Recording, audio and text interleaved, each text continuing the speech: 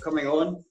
I understand this is your very first podcast, and I'm quite relatively new to my it. First podcast on, I've done a Zoom interview, but yeah, my first podcast on Facebook. I don't have Facebook, so this is all new. Oh well, there you go. I mean, I started my personal recovery 18 months ago, and up till a year ago, I never even heard of Zoom. And then it gave me the fear when people were saying to me, right, come to this Zoom meeting or come to that. I'm like, no, I can't work it. I'm too old for that. But aye, here we are. Every day I've got 2 or 3 Zoom meetings now, but it's good. All good stuff. So, episode number 8, Robert Campbell-Coombes. Can I just first of all say that's a lovely name. I like that name. It's a very film star name. You can see that up in lights in the Hollywood Hills one day. Robert Campbell-Coombes. You know what I mean? Well, here's hoping so. Thank you. Never give up hope, mate. That's what we've all got hope in life. Yes. So could we go back to a bit about a lot about yourself, not just a bit. Your name's Robert Campbell-Coombes. Could you tell us a bit more about yourself, where you were born and where you grew up, maybe? Your family? Yeah, so I was born Robert Campbell, and it was in the sunny side of Glasgow and Pollock, and it was a council estate, and mum and dad, they worked as much as they could, supporting the family, and then my papa took ill, and we kind of were like swapping and changing. I think I lived in like 3 or 4 houses in the period that my papa was passing away and really ill, and then we resided in Cumbernauld. So it's me and my mum in Cumbernauld, and we are still from a council background. Like, mum's got a council house still. So do you have any brothers or sisters or anything like that, Robert? I do. I have an older sister, Sharon, and I have a younger sister, Margaret, who dabbled in acting herself. And mum and dad was like, oh, you're just following your brother's footsteps and all that. Like, kind of encouragement, but not encouragement, as if, like, get a real job. Well, yeah, I've heard that said before about actors' life. It's always get a real job for the parents. I can understand that. So going back to your early memories of childhood, like 2, 3, 4-year-old, what's your first memory you could sort of remember from back then, say? We had a dog called Tina. I'm sure it was called Tina. It was a wee, I'm sure it was called that. Mum's probably going to go, no, it wasn't. But a really bouncy, happy dog, and that was my friend. And I didn't really like to. I had a few people that I lived in the block with, like the flats that we lived in. Yeah. But she was my friend. Like, I felt really different from other children when I was younger. I don't know why. I didn't feel as if they really understood me as a person. And that was probably, the dog was the happiest moment, yeah. So Tina went everywhere with you? Yeah, she burst my nose a few times as well. She liked to jump up and give me What kind of dog was Tina? What kind of dog was it? A boxer. Oh, yeah. All right, yeah, that would be sore then, mate. Yeah, I can imagine. Yeah. So when you were touched on there, what age were you when you first moved? That you can remember moving house? Were you young then as well? When we started moving houses, I was probably around 5, 6. We started moving around, and I think. And that was due to your dad's work, was it? That was due to dad's work. No, actually, my dad ended up. My mum and dad's relationship was kind of on and off, and my dad ended up working abroad. Well, I say abroad, Dublin, for a long period of time. And we generally moved just due to my papa taking ill, to be honest. Yeah. And obviously, like, there's some good points and bad points to my childhood. Like, of course, like everybody. Yeah, and like with this film especially, like, that's why part of my childhood I'm really connected to in regards to the storyline that Kerry's put her heart and soul into. So, but yeah, we mainly moved just after my papa passed away. We moved to Cumbernauld, where my aunt was living. We moved into her house actually, and then she moved out. So yeah. What can we just backtrack a little bit there? So when your dad was working away over in Ireland, what was that like? Did that just make the bond between your mother and your sisters even stronger than what it was? What was it like growing up with your dad being away for long periods of time? I think for any family, I think everybody's family has many layers to it, and I think that having a dad that wasn't always there and present was difficult on a mum who was essentially a single parent, and we couldn't really go and visit my dad a lot, and my sister didn't actually live with us, my older sister. She actually lived with my nan, and I think that was to give her company due to the passing of my grandparent, and my little sister. And that I think my mum struggled a lot. I think she became quite lonely as a parent that was by herself, and she didn't really socialise a lot. And it's hard when I really worried about my mum when I was young. And there was a lot of worry. I don't know what. I think my mum's mental health kind of suffered a little bit, and I think that me and my little sister kind of seen that. We used to worry about her a lot. If she would just disappear, my mum would go to the shops and buy a lot of shopping unnecessarily, and you get like 20 cartons of milk and you don't need it. But we always used to, if she didn't answer her phone or anything like that, we'd get really concerned that maybe she would do something to herself. I don't know why we had thought, but I remember that took a toll on us as children, because I don't think children at that age should be really concerned about their mum's welfare. You can remember your mum being sad, but you didn't necessarily know why, but you had the feelings maybe because she was missing dad, and then because life was a harder struggle because you're bringing you up on her own at times. So just a combination of all of that.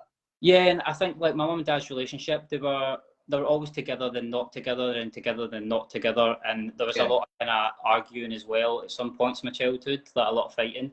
And I think that took a toll on my sister and I. I think I grew up a little bit faster than I should have. And I used to say to my little sister, I was like, life is a game, and we have to play the game, and we have to like move the chess pieces in the right way to make sure we get what we want, because it's not given to us in life. And what age were you then, Robert? Can I ask you? Probably 11 at this time, 11 or 12. That's a very deep thought for an 11-year-old kid, isn't it? Yeah. But like you say, under certain circumstances, you are forced, unfortunately, to grow up a little quicker than the kids around you. Yeah. How was that going to school and that? Like, what age were you when your dad took ill? My grandfather took ill. Yeah, sorry for your grandfather. He took ill when I was, I would say around the ages of 6, 7.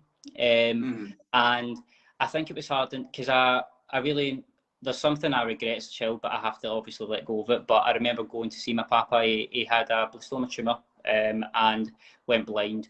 And they'd done a lot of operations on his head and shaved all his hair off, and he was just a shell of himself. I remember going up to visit him, and I had it's quite a comical story essentially, but for me not. But I was pushing him on the wheelchair, and then I seen all the scars, and we were on a little ramp, and I'd let the actual like wheelchair go, and he started moving, and obviously he's blind, so he doesn't know where he's going, and I was like, oh, that's not my papa, because it didn't look like him, and he just kept going. So they had to chase the wheelchair. Wow, mate. And I felt really bad, because even though he couldn't see, he could hear, and I always bet myself up about that. I was always like, oh, that was my last words I ever said to my papa, because I was never allowed to go back to the hospital. But then you were only a child yourself, mate. You didn't know what was, you know what I mean? It's the mind of a child.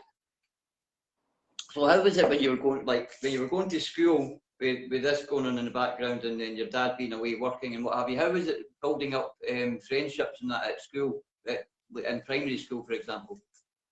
Primary school, I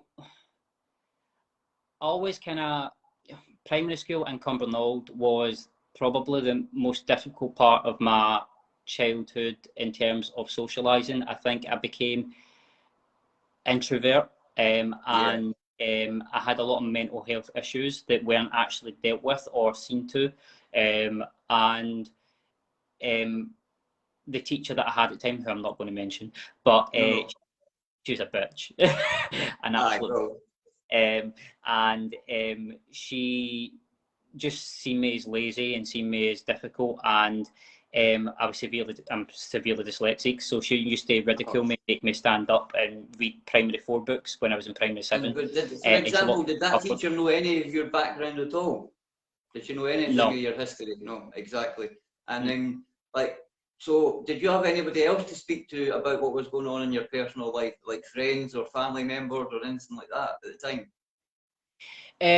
No, I wasn't very communicative with my family a lot. I would say my little sister's probably the person I was closest to. In terms of an adult to actually physically do anything for me would have been my little sister's actual primary teacher, who's I'll mention her because she was a light of my life. But her name it's Miss McCready, and then she married, and she married actually the guy from the ginger guy, Colin McCready from Taggart. So, the ginger guy in Taggart.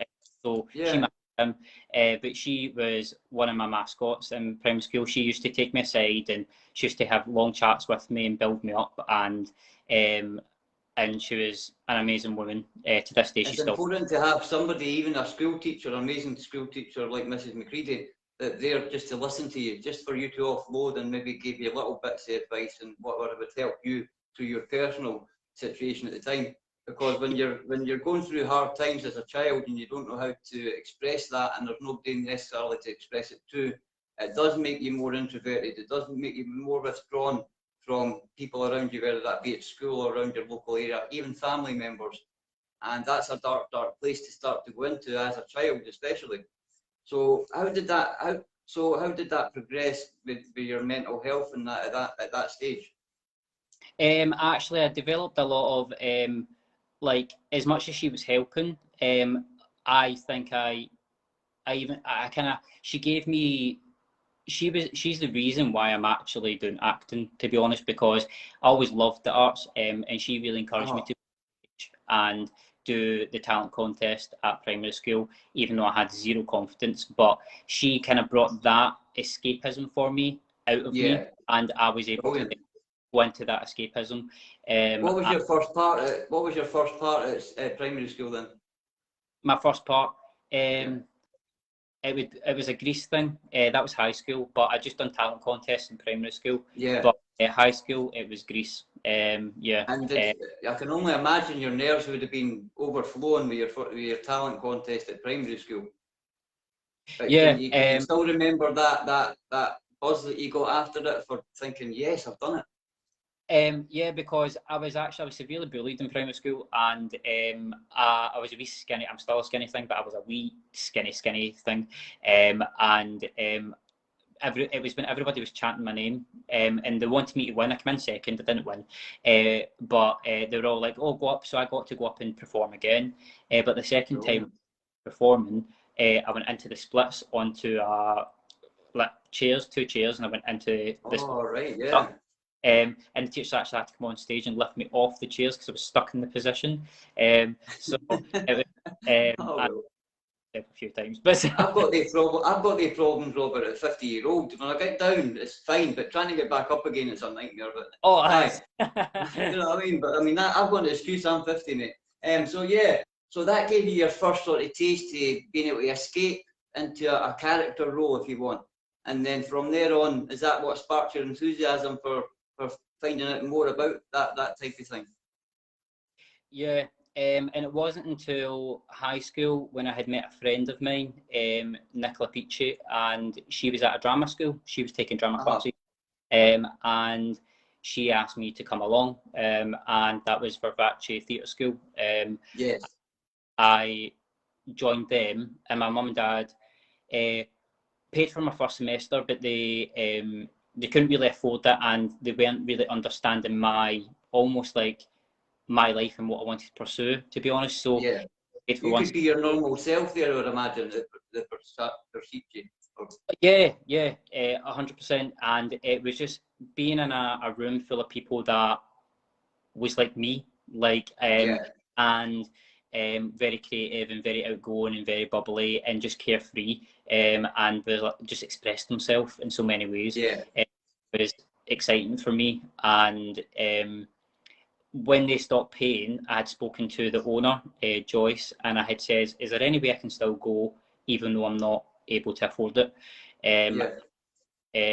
She basically said yes. So I helped out at the school. I cleaned the floors. I helped out with organising, like setting up the table for when people were coming to pay their fees, and she allowed me from then on to actually still take classes. That's amazing, because that's very unusual. That's not a normal way to pay for your school term, but thankfully Joyce let you do that, and thankfully she did. So you what was there a big massive difference obviously, because you were able to be yourself when you went to, how do you pronounce it again, Versici? Vivace. Sorry, I want to get it right. So when you went to Vivace, the difference, it must have been like night and day compared to your normal school that you'd been at before, your bullying that you'd went through, not being able to communicate with anybody really, to being there and being able to use like the drama forms or the acting to get expressed how you felt at times as well. Did that allow you to open up at the teaching? So we done all different things. So we done like movement classes, and I really loved movement. I think movement for me back then was the biggest expression for me, because the words in the song allowed me to then embody how I feel. And that slowly developed into acting, and then when we were playing certain parts, I was able to go deeper as a person and express the hurt and the anger and like even the good times, the laughter, everything. I was able to a full extent, and that release for me became addictive. So I was basically chasing that high of that addiction, of feeling amazing. Because that's where you felt freest. That's where you could be 100% yourself with everybody in your surroundings, and you felt most comfortable. So that's understandable. So you from there, is that where you would get acting jobs from the school? So they actually partnered up with a company that is still running. I think it's a charity organisation now, but it was called Glasgow Acting Academy. They had an acting agency attached to it, owned by Maureen Cairns, and she basically put me into the office and we had a chat, and then she represented me, and then I started getting put up for auditions for TV roles and things like that. And I'm so thankful for Maureen, because she also was a big for me, it's a big collaborative process, but she was definitely a major part of me really seeing from a film and TV point of view and what that can do for you in terms of an outlet. And she was a really big supporter of me, and she really fought for me, because my first job was actually shooting The Fat, and it was a very small part. And it was just a day player. It was one line. It wasn't even, I don't think, credited. But obviously, it would be a massive eye opener to you, but for the movie world and the camera, the acting world, etc. Yeah, and obviously Ford and Greg and Karen Dunbar were all part of The Fat world, and then I'd be starstruck, mate. I'd be starstruck. I wouldn't be able to speak. It was an amazing experience, but when I started to actually absorb anything was the still game part. When I was young. What age were you when you went to how did you feel when you heard about the still game part? You grew up watching still game as well. Well, it was a bastard to get the part. I'm not gonna lie, because was it? So obviously Ford and that. I don't even think they were in the room. Was Ford and that in the room? No, I think Michael Hines, the director, he was a producer and director at the time. And he. I applied for the Trombola part. I auditioned for that. They went, no, he's not going to get that part. And then they went back, gave feedback to Maureen, my agent, and was like, he's struggling to read and he's stuttering and all that. Like, Maureen was like, look, just give him another role, let him audition. And Maureen really helped me and coached me. And I think actually Salters at the time, which was one of my drama teachers at Vivace, had actually helped me with the part. I learned more by, when I was younger anyway, audibly, like so from an audio perspective, rather than reading from a paper. So then I went to the room with the producers and at Comedy Unit, and basically done my part, and they had spoke to me, says, do it like this, do it like that, put a wee Eddie voice on and all that. And then I was like, right, cool. And then they went, oh, you've got the part, basically. And Maureen pure rooted for me. She was like, just give the boy a chance. Like, everybody needs a Maureen in their life, you know what I mean? Because it must have been really hard in the acting world with dyslexia as well, trying to do the reading part or the writing part or whatever. So that's why you'd like the audio side of it. And I think that's what knocked my nerves a lot of the time growing up, was because I always thought I wasn't smart enough or good enough or I wasn't capable, and everybody else just seemed to do it with ease. And when I was looking at a room or in an audition room, they already would be like all super confident and all that, and I was really... I take it, Robert, you weren't diagnosed with dyslexia being at school? No, not until college. So when I was, 17, I got diagnosed. Too late, when it was, well, not too late, but you know what I mean, your childhood's been done, so that's a lot harder. Like, because especially with that teacher that had a go at you in primary school all the time, surely God, she understood what was actually happening with you, although she still should have understood a lot more than what she did. But you know what I mean? Yeah. And that would have helped. But so you went for the part and still game, and then did that sort of make any difference to how you felt about yourself personally? The more better roles you were getting, or the more experience you were gaining in the acting world, like confidence-wise? Me personally, confidence, yes. Being in high school at the point in time when it aired, I remember it that we were just coming back from our summer holidays and going into school again, and the night before, I believe, and it was on. We had this little newspaper in Campbell-Coombes High, and the head teacher had actually posted about it, and it was actually, it became worse for me. I think for me personally, I was happier, but I noticed a change in people in the way they approached me, the way they dealt with me, and I think... Would you be more standoffish, you mean? Like, a bit more like fake rather than anything else. Oh, right, I see what you mean. Yeah, you get that. Aye. So I had a lot of people who actually bullied me, were like pretending to be my mates, and then like, a lot of online hatred towards me at the same time. And people, I don't know if you remember Bebo. Do you remember Bebo? Bebo from what was that from again, mate? Kind of like a Facebook, but it was back in the day. I do actually. Back in the day. I know I'm old, but right. You just reminded me what Bebo was there. But people were making fake accounts of me and yeah, horrible things about me, and that taught me a lot as well. But at the same time, it did make me become a wee bit more introvert in terms of who I trusted and who I spoke to. Of course it would, mate. Yeah. And I'm very thankful for the small knitted friends that I did have back then, and they were a great support to me, especially with like family issues and just my own dealings within myself. Yeah. I had a lot of patience for me, and to be honest, I'm so glad to have a lot of patience for me, because if I didn't have them, I probably would have deteriorated a lot quicker in terms of course. So they were a great support for me as well. Yeah, we do need resilient adults dotted throughout our childhood. It does help, because that keeps us on just about on the straight and narrow with our thought process and how we look at the world. And unfortunately, we go through harder times. If we've not got a resilient adult, that's when we lose track even further and go in deeper into, and sometimes don't return. So anyway, so you were getting how long did we at school? Did you stay on to 6th year into 18-year-old, or did you get out of the first opportunity? It was actually very traumatic for me, and it was very violent in terms of the physical abuse that I endured from certain individuals, and I actually left before my standard grades, so I wasn't. And what was the general? What was not that there's ever any reason, but what was the general thing that you had thought? Why were they picking on you? Would you concede to yourself anyway? Because you were introverted and quiet, is that it basically? Because normally children, when they don't understand someone else because they're quiet, for example, and that's a reason to pick on them or to prod them or whatever, or jealousy plays the biggest part because you were in the movies. That's why in the TV program. That's why I was asking. So jealousy played a lot of it as well. For me, it was more like, it's hard because I always try to show this exterior of confidence, even though I felt the opposite inside.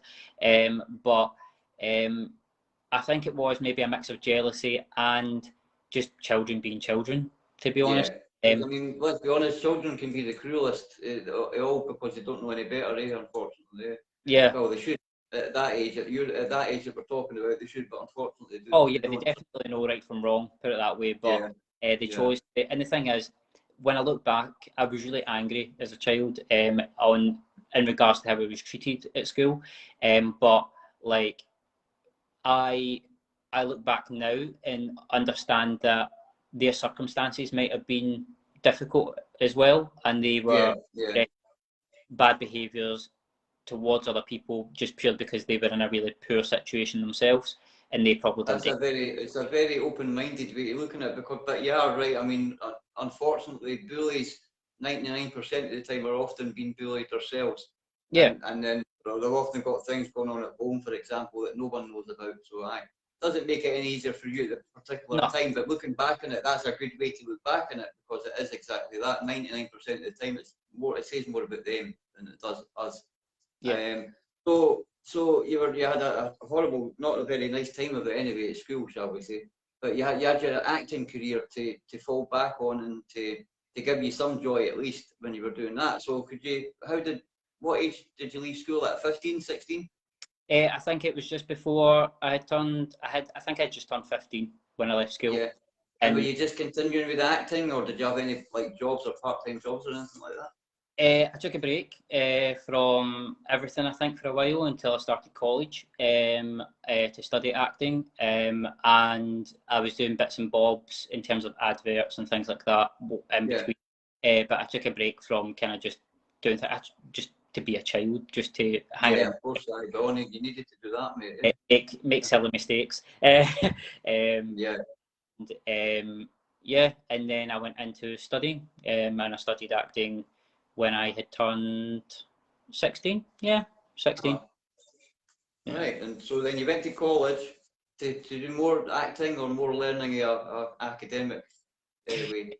More acting, yeah. So it was just to kind of develop more skills, more understanding of script breakdowns, techniques like Stanislavski and like Shakespeare and things like that, and understanding the difference between a mechanical actor and a realistic actor, and merge together, because in a theatre setting it's very mechanical, and in a film and TV world it's very realistic and almost pulling out parts of you but only showing it in the eyes and the face, and not mechanically done. So learning all that was a great skill in itself. So you're a young man learning his acting skills, and you were at college making friends. Were you out partying a lot alongside the acting and the college work? Were you partying a lot? I was the richest I've ever been, and I was also the poorest I've ever been all at the same time. That I was developing into my adolescence. I think I really tried to source out escapism, and that was in the form of alcohol and recreational drugs at points, and really choosing that avenue to cover up any part of me that I didn't want to release to people.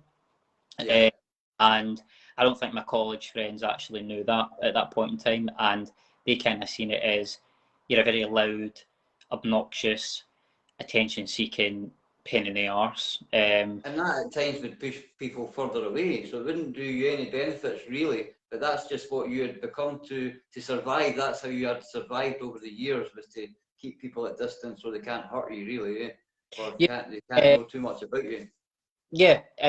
And that's like, it was almost I was shooting myself in the foot, but at the same time it was my only way of reaching out to ask for help in any shape, way or form, kind of thing. And I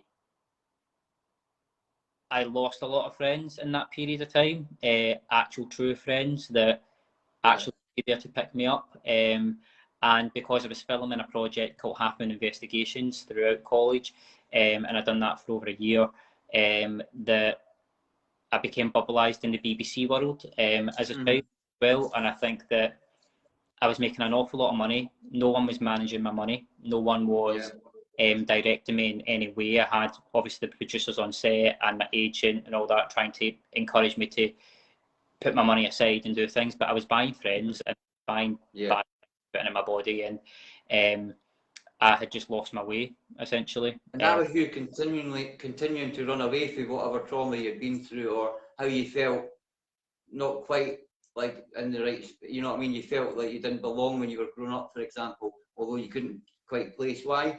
That was a continuation into your later teenage years, you running away from your problems by using alcohol or recreationally with drugs to hide. You turned to acting so you could express yourself, but then when that wasn't quite enough as well, that's when the alcohol and the drugs maybe kicked in, and you used that to hide from the way you were feeling maybe as well.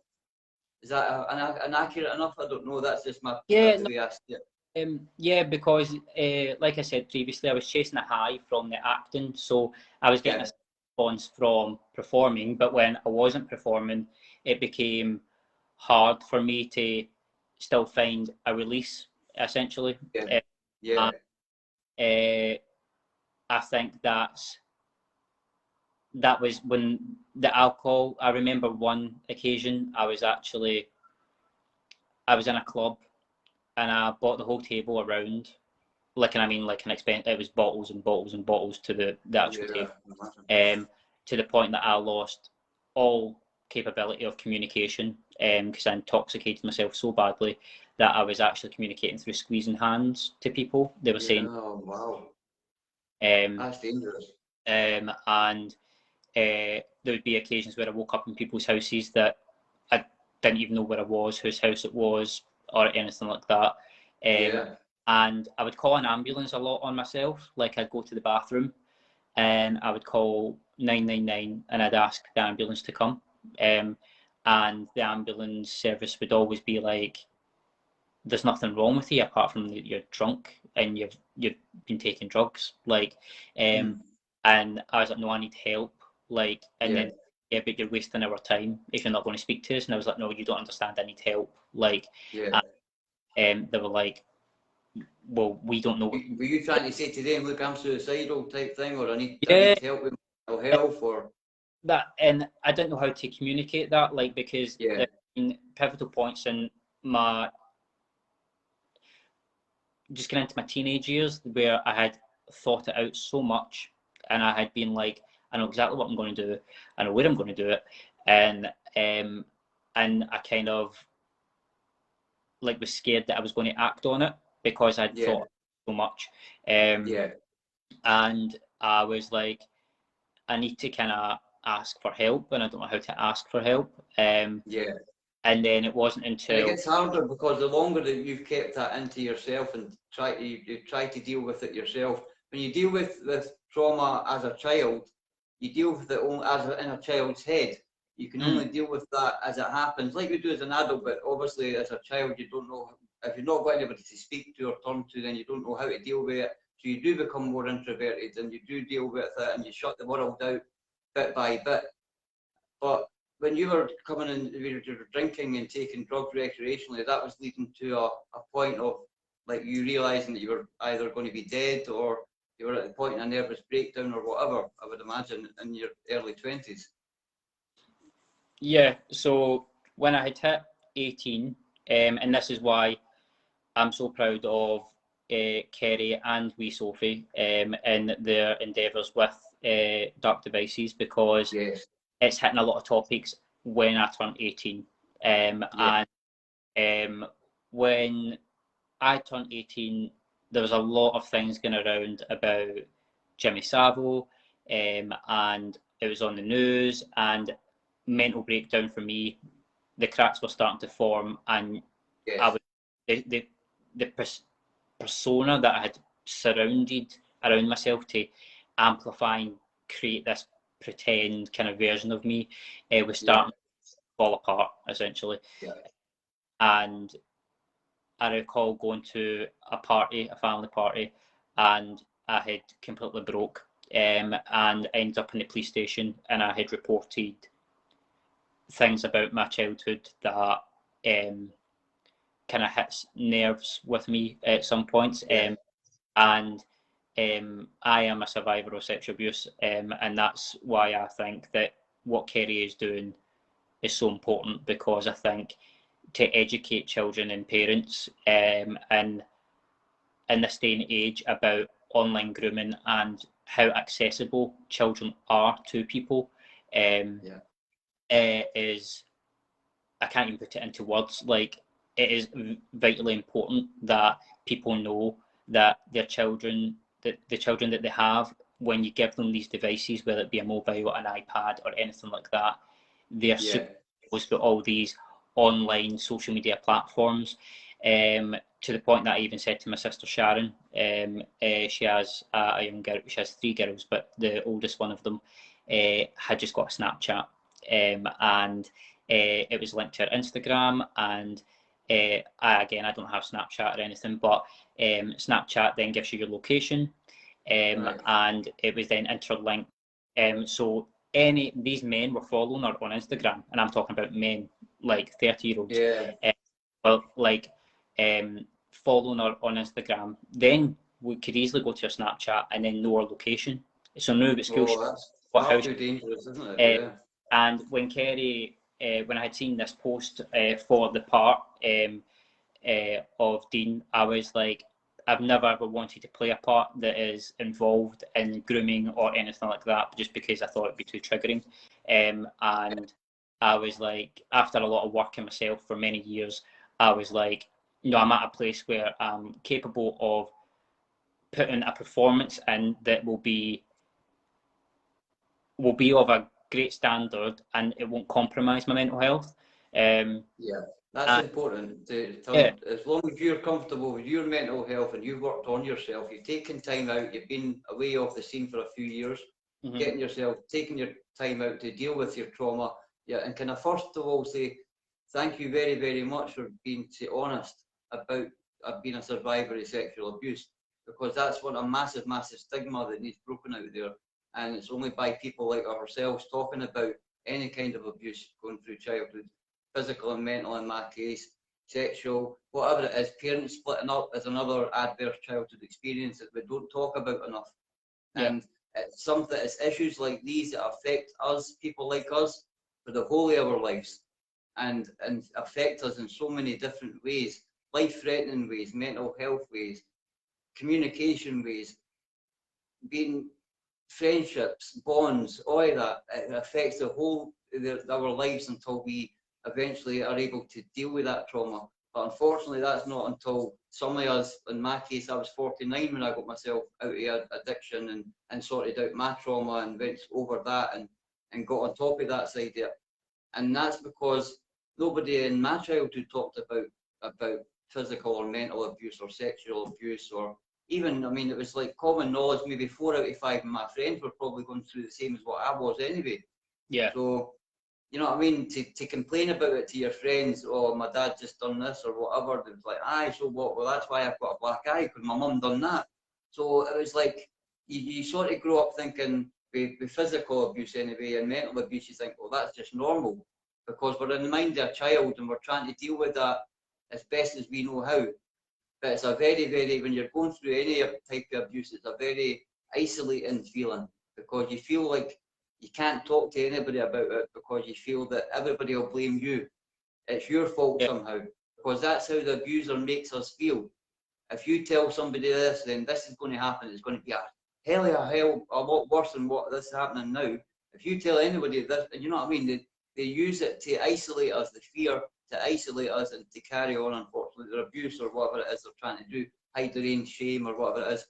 But it's important that people like ourselves that have been through that and come out the other side, and we've dealt with our trauma as best as we can, and we can openly talk about it and maybe help children today that are going through similar situations, or people that have been through similar journeys to ourselves but have just not found that strength yet to be able to open up. So it's very important, for example, in the acting world, but to see someone as yourself being so honest and open about sexual abuse, about loneliness, about mental health, it's only going to help so many more people. So thank you very much, Robert, for being so honest on my podcast and mentioning that. It's really important. And like, I'm happy to do so, because it's like, it's very courageous for yourself, myself indeed, and it's the same way Kerry and Sophie taking this challenge on, and I Yes. think that what I would like to say to a lot of men out there, particularly, is it does not define you and it does not demasculate you in any way, receiving No. any shape, way, or form. And that is what I would like to put out there in regards from a man's perspective. Yes. And I think when it comes into then child abuse, that I think that children, like you said, are so commonly made to believe that it's their fault and they're Yes. responsible, and they feel that someone's going to get into trouble or the parents are going to get hurt or something like that, and that is not the case. That's not the case, but it's the way you're made to feel. Yeah, and I think that with Kerry writing this Dark Devices film is going to highlight all these things about addiction, mental health, grooming online, and ways to avoid it, and capitalise on that point. There is just ways to read the signs, avoid it, take the right procedures in place to make sure that you know what your children is doing online at all times, and enlighten them slightly and show, because if you don't, unfortunately, these are the things that could occur. And unfortunately, the world's a horrible place at times, and there's horrible people in it. But in any way that we can raise awareness, whether it's talking like this or be Dark Devices, a movie, then we should always do that. And the way I feel about it, when I got myself into recovery 18 months ago, maybe not back then, I wasn't thinking about doing things like this, but it's almost my responsibility to show other people, look, we do get through adverse childhood experiences, we do get through other traumatic events like addiction or grief, the death, the loss of a loved one. And it's about reaching back and saying, it's about how much effort you want to put in. If you want to recover, you can recover. If you want to get through trauma, you can get through trauma. And it's important that there's people like us that do that. So aye, thank you very much. But so where did you come across Dark Devices then when you first seen it? So obviously I don't have Facebook, but I seen an ad that was sent to me via Facebook, and then I created this like little Facebook thing. I don't even know how it works. Facebook. So, oh, you need to get up to date now, Robert. Come on. I know. And I had basically reached out to Kerry. I sent her an email, and she had sent me over a part of the script, and I had sent in a submission, like most actors do. And in this COVID, it's mainly self-tapes. So she'd get back to me, and we had a long chat on the phone. She likes to blather, does our Kerry, doesn't she? And we were gabbing for a good bit, and she was just giving me more background in Dean. And she told me I've not made a final decision yet, but I'm going to look over the rest of the videos, and I'll get back to you as soon as I can.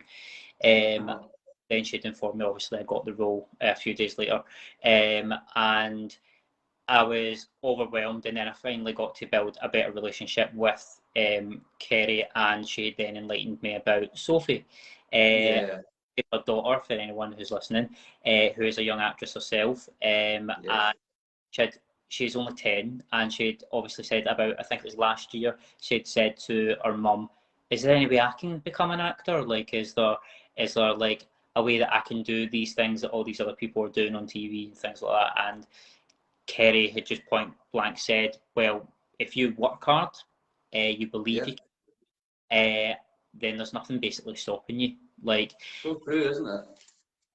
And you need more parents like that as well, encouraging, especially when people come from Kerry's situation and like my background and yourself, like from a council estate, like we kind of do feel, and obviously Kerry's a parent, she's looking after another child, she had to give up her job, like she's a woman, I swear to God, like give up her job and look after her autistic child while looking after her other child. And she just wanted to push her daughter into this world that she dreamed to be in. And lo and behold, she helped her and aided her in every way she possibly could. And within a couple of weeks or something, she had basically got her first job. And that was an advert with Shelter.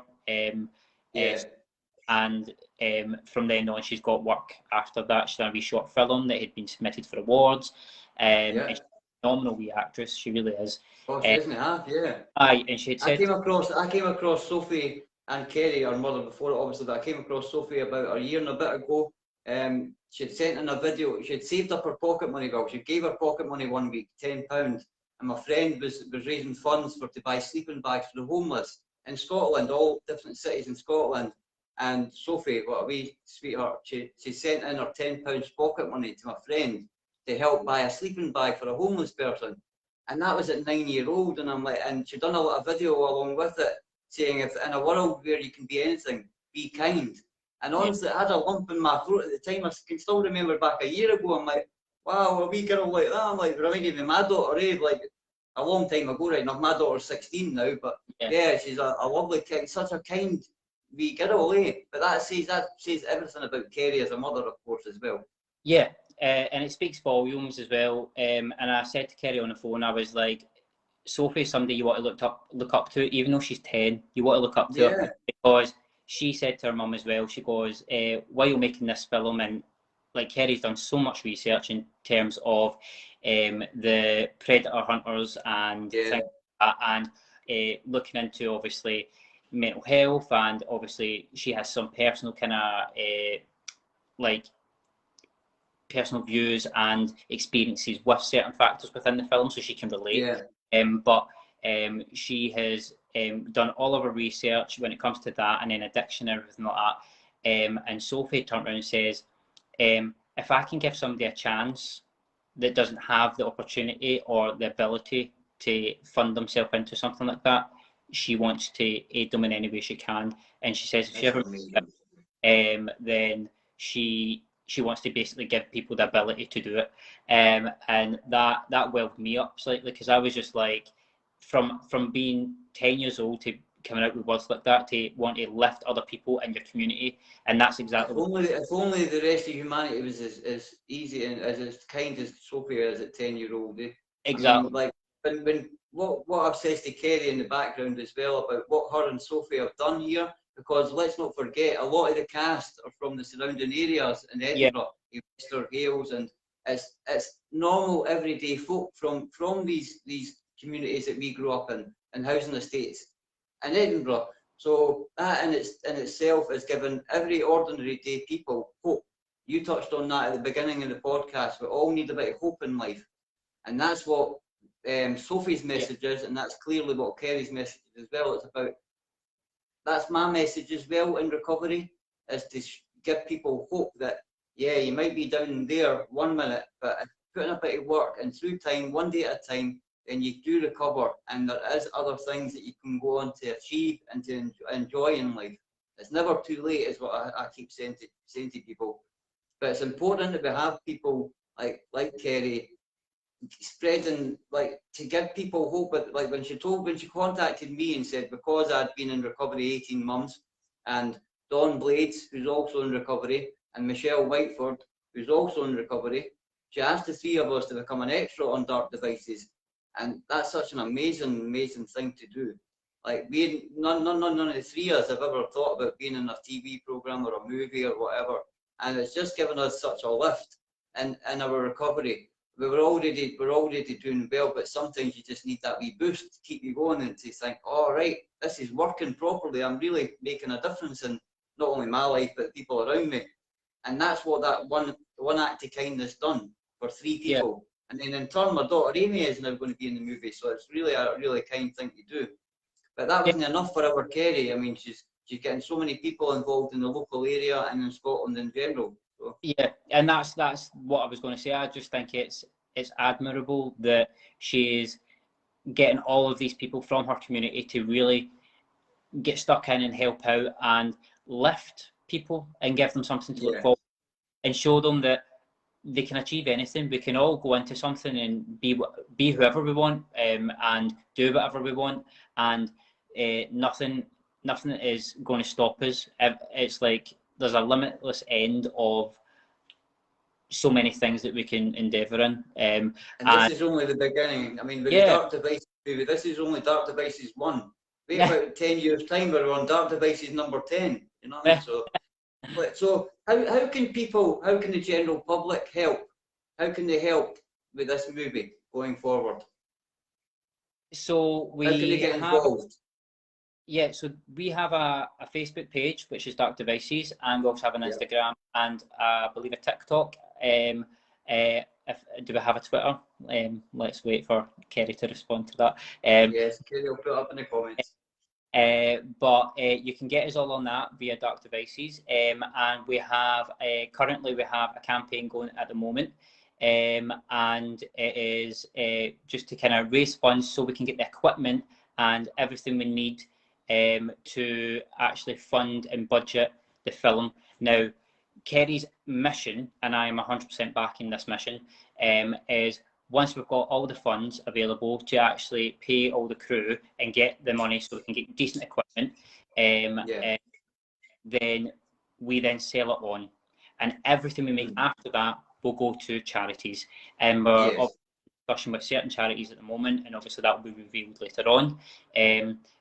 But this Just Giving kind of campaign that we're doing at the moment is the start of our campaign.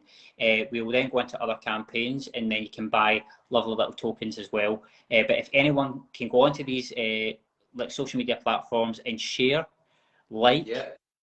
even just give £1. Like, it's as simple as that. Like, how much money do we waste on a daily basis? Like, I go to Starbucks all the time, spend a £5, and it's like, so £1 is nothing really. And if all the people that are on the page pay £1, that is a little bit more towards this mission, this goal, to help Sophie, to help Kerry create a bigger and better world and educate people regarding this film, and with all of the predator kind of side of it. Like, we really want to really highlight that, and we want to educate parents. We want to encourage people to actually take more notice of what their children are doing on a daily basis, and then put in measures that are going to help prevent any of these things, because if sadly they do occur, we want to then have things implicated where children can seek help as soon as possible, so it's not bleeding out of their adolescence into their adulthood. Because that is when sometimes some things can't be rectified, but if things can be sorted at the get-go, when they've realised what's happened, and get them the right counselling and the right help that they need from charities, and they have the money to back it, then that will make a lot of difference. We only want to make the internet a safer place for our children at the end of the day. We do, because unfortunately in the world we live in, there is horrible people out there, and they'll use any means necessary. So yeah, online especially is a big way that needs tightened up in a lot of ways. So anything that can raise awareness of these issues, even though how dark some of them are, we need to talk about these issues, and we need to break the stigma over them to make it less of a stigma for our children growing up. If they're used to talking about mental health or addiction or online dangers or etc., growing up, if they're hearing these words in well, you know what I mean, in school at the very least, or around their family members, then it's not so much a stigma in their lives, and they can grow up and talk about it and turn to their peers and their friends, and that's the hope anyway. So that's what the film's there, is to raise awareness of all these different issues. And it doesn't just help, like you say, Sophie and Kerry and even yourself or myself. It helps so many people in the local area, and then that in turn will help so many more people in turn. And it's about spreading that hope that it doesn't matter what age you are, and it's never too late. If you want, you can reach out to anybody and get that help and support if needed. I'm just going to go on to the next question. So apart from the GoFundMe, we're looking for, I believe you're looking for businesses as well to maybe they would sponsor the film, and they would get their name mentioned in the credits and things like that. So they can donate money. I believe it is £500 or £250, depending on what they're wanting out of it, and they can get a credit credited to them on IMDb. And it's also free advertisement for them, so it's a bonus. So they're also helping a great cause. The money's going back to charity, and they're getting advertisement. So it's a win-win for everyone all round. Yeah, win-win for everybody. And I think if businesses can just kind of get involved and really support us in what we're trying to do, and raise awareness, because it's a really crucial like topic that we're talking about, and I think that in this day, talking about our children here at the end yeah, of the day. exactly, we're wanting to protect people, we want to educate people, and I think that they need to see it from that point of view, not to be scared and not to be kind of, oh, like that's a topic I'm not comfortable with. Yeah, that's the whole point. We don't want to make it taboo. That is the whole point. We want to actually throw it out there, put it in people's faces, so everyone's enlightened and know. So then we need to desensitise. We need to desensitise these issues. So if any company out there, and there are some lovely companies that have already aided Kerry in some of our endeavours with certain locations and things like that, that will be mentioned and things like that, and many thanks will be given to them. So we just want any company whatsoever that is able to help, will be much appreciated, and it will just help us make a better world. Make a better world, make a better movie, so it's win-win for everybody. So is there anything else that I've maybe not covered before we finish up at all, Robert? Because that's just flew in that hour, so I'm sure we could talk about lots more. I believe that I think Sophie did want me to mention, I think it was a thanks to, what is her name? I've got notes here. Louise from Shape History, because obviously Louise believed in Sophie, and she would like to just give a thanks to her as well. Just purely because if it wasn't for Louise to actually help her from Shape History and believe in her, she wouldn't be able to do and create the things that she's planning to do in the future and what she's already doing. So a nice wee thank to. And it's only just begun for Sophie. It's an absolutely inspiring story, and she's only 10 years old. I mean, the possibilities are unlimited. But could I just say thank you very much again, Robert, for coming on my podcast tonight. And it's the first one I've done ever in my life with an actor, and it's been an absolute pleasure to have you on. And thank you once again for being so honest and open about your life story as well. And I'm sure we'll get to meet each other, but we will when we're acting next year. But hopefully before that, before then we'll get to meet each other. I'm still waiting to meet Kerry as well, and I've known her for a year and a half, so you never know. But so thank you very much once again, Robert, and we'll catch up very soon, my friend. So all that's left for me to say is it's okay not to be okay, but more than that, speak out, don't check out. Yes. Thank you very much, Robert. Thank you. Bye-bye.